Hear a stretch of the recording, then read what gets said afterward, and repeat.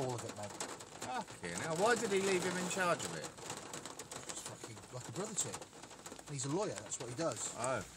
But the money's gone, and his mate has tried to tell him that there was nothing there, you know.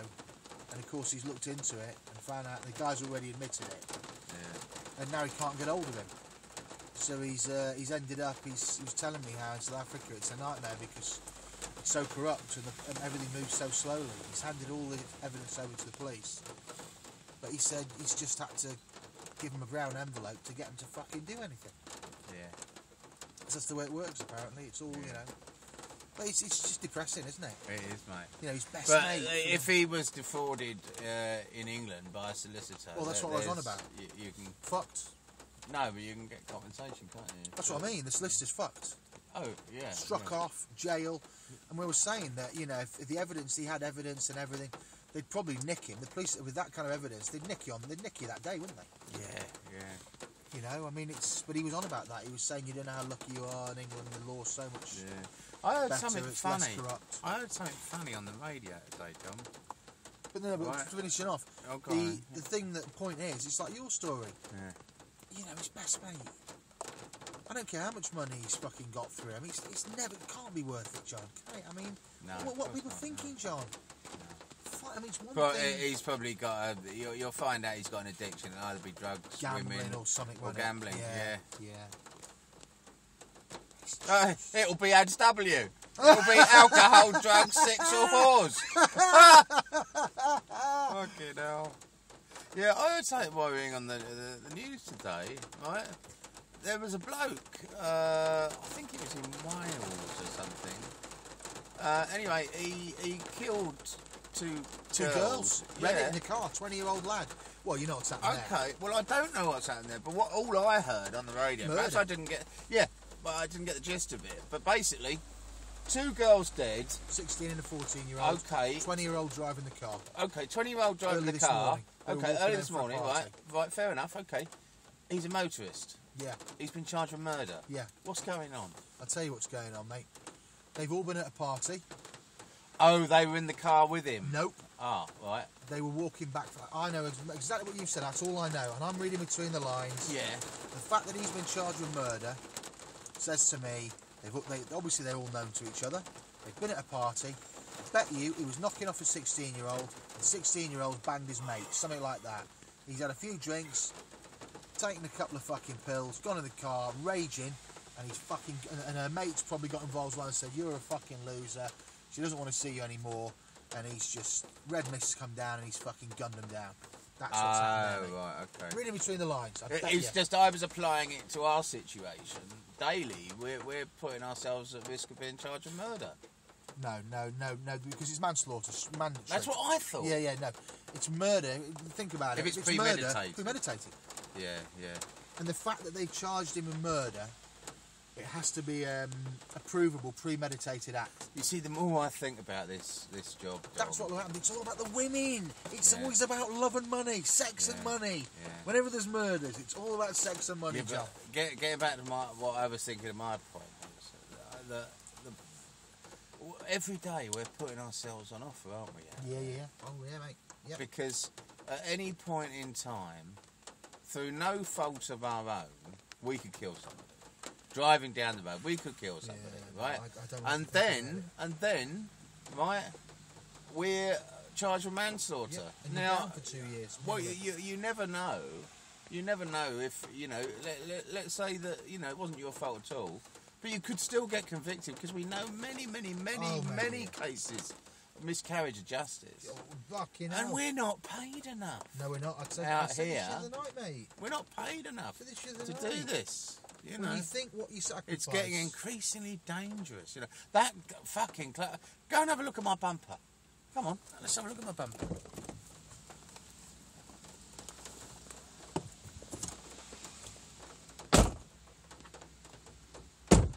I nearly smashed into someone elephant last night.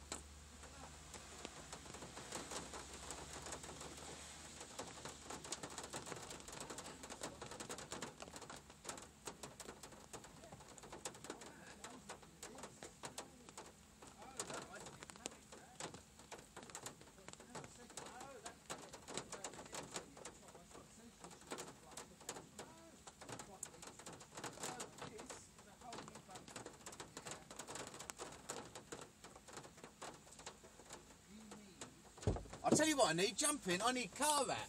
Have you heard of that? No, see, a bloke told me about it at the airport today. It's a fountain of knowledge at the airport.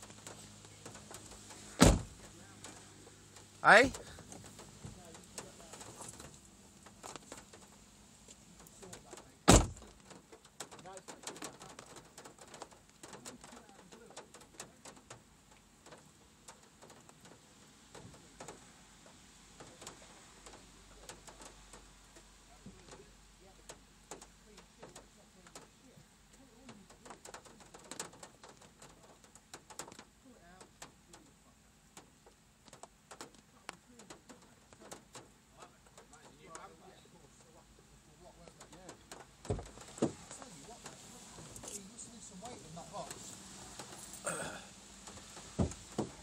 Made a bang, didn't it? Yeah, it did, yeah. I don't know what it was. Hey?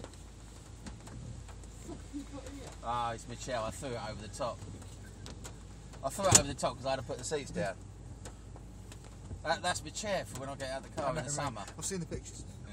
Yeah, I've seen the selfies. There must have been some weight in that box to do that. I suppose so, but it fucking went Made flying. a bang, didn't it? Yeah, it did, yeah. It was right in the middle of the carriageway. I was amazed that nobody else had hit it. In fact, I think it probably, just before I got there, fallen off a fucking lorry. It's a problem, mate. I mean, you know, I tend to be fairly diligent when I drive these days. I guess that just comes naturally with age, doesn't it? But, you know, I thought about it Saturday. I was coming around Elephant, trying to get out of the fucking bus lane. Yeah. Slowed down, checked behind, and the cunt fucking pulled up in front of me, and luckily, B.O.B. just fucking looked around and seen him and just swerved around him and stopped. Point being, 1 second, you've been concentrating all fucking 15 hours. 1 second, you just take your eye off the ball, 500 quid. Or worse, kill someone. Yeah. Doing this, we're in the lap of the gods, aren't we? Yeah. Every shift. It's, I'm beginning to wonder if it's worth it, mate. You know, nothing's worth your liberty, is it? And this job, I think, is getting too dangerous. There's too many negatives. Well, I think in London especially. I mean, I think there's two things to consider. One, we're best placed because we do nights. Is it safer at night, do you think? Well, I think it's. I would imagine that night drive. Well, actually, that's bollocks. I'd say if you have an accident at night, it's more serious than if you have one quicker, during the day because you're going faster. Quicker, yeah.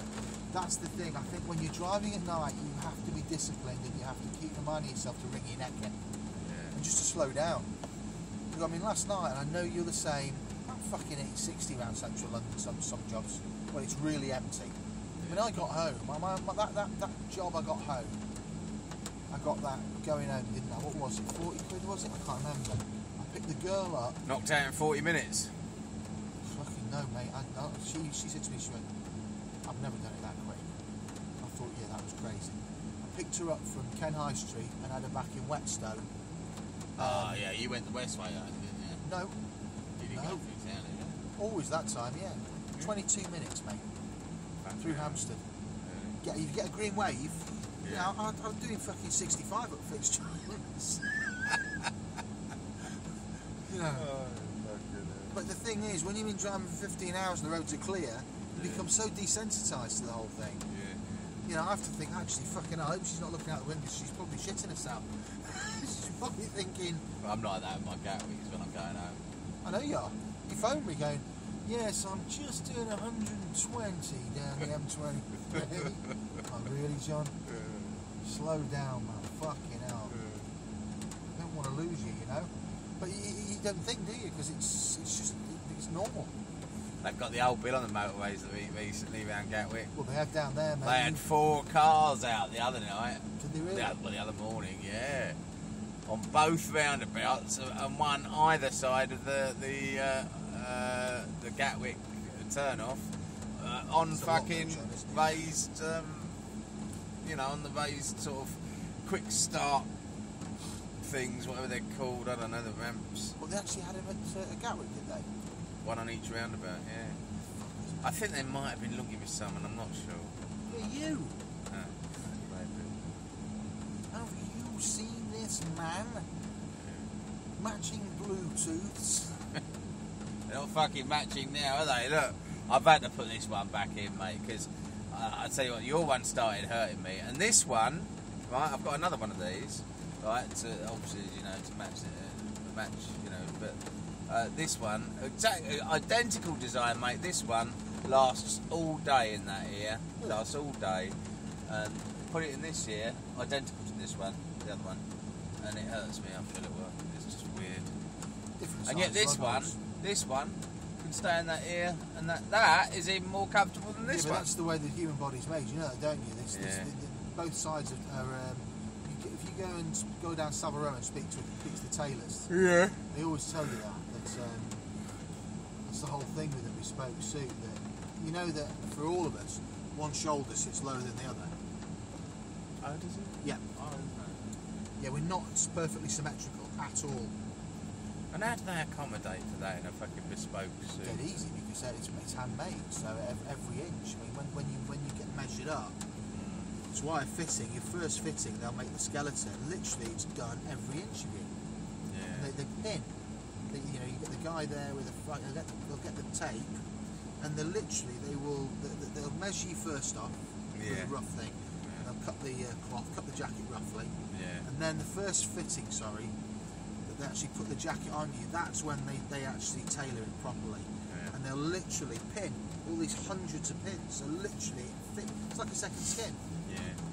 That's why you can always tell, you know, if someone's got a truly bespoke suit. The biggest indicator is the When the pins match on the shoulder.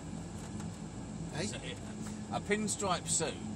Oh right, you're not the pins. I'm Yeah. on about actual real pins. Oh, they'll pin. Okay. But I'm on about actual real pins. That's where they pin the cloth just Yeah. to alter it. But one of the biggest indicators on a bespoke suit by looking at it instantly is that's my going home job. Is the collar at the back of the neck. Right. Because on an off-the-shelf suit jacket, when you walk, watch anyone if they see the suit. When you walk in an off-the-shelf suit, there's a gap. There's always a gap at where the collar sits, like this is now, sits off. So when you stand up straight, it'll fit you. Yeah. But when we walk, you naturally walk with a gait, or you lean forward, and the suit, because it's not perfectly fitted, the collar tends to go back. So there's a gap between the collar and your neck. On a bespoke suit, it doesn't move. Because it's perfectly fitted to your body, it moves like a skin. It's a second skin. Quite a skill, though, isn't it? to make Well, it's something like, I mean, you know that I think an entry-level bespoke suit's about $3 grand, right? I've never had one, mate, actually. I've never done it. I neither, but I always want, I'm going to get it done at some point. But I you should have know, got it done in Thailand. you should have done. Yeah, But you know the bottom line, mind you, they're incomparable. Savile Row's begins and ends there. It's the best. For the $3 grand for a suit, people automatically assume it's a very profitable business. There's no money in it because the man hours are so fucking huge. So like on a £3,000 suit, the margin is so small because it's so labour intensive. I think it's something like 190 odd hours goes into a bespoke suit. It's all because it's all done by hand. But do you know the beautiful thing about it is when you get it made. That's only £15 an hour. We get more than that, don't we? Yeah. Well, you know, a head cutter's only gets 50 grand a year. Oh, really? Okay. But the beautiful thing about it is, because it's so handmade, if your shape changes, it can be adjusted to match. Oh, can it? That's the beauty of it. Yeah. So let's say you put a few pounds on, your arse gets a bit bigger. Right. Take your trousers in. They just basically open them up, Yeah. and they make them with material built in, Yeah. so that you can expand or take away. They're fucking incredible. Pretty cool. Right. What you got then, mate? Open the box. Garrick Express, 1940. Yeah. Fucking phone up. Hope she doesn't mind getting wet. Greencroft Gardens. Sure, yeah, but you have to phone her, mate, because it's closed, isn't it now? To phone her now. Yeah. Say, I'm round the corner. Round the corner on Lavender Hill. Oh, but Love Latch. On Love Latch.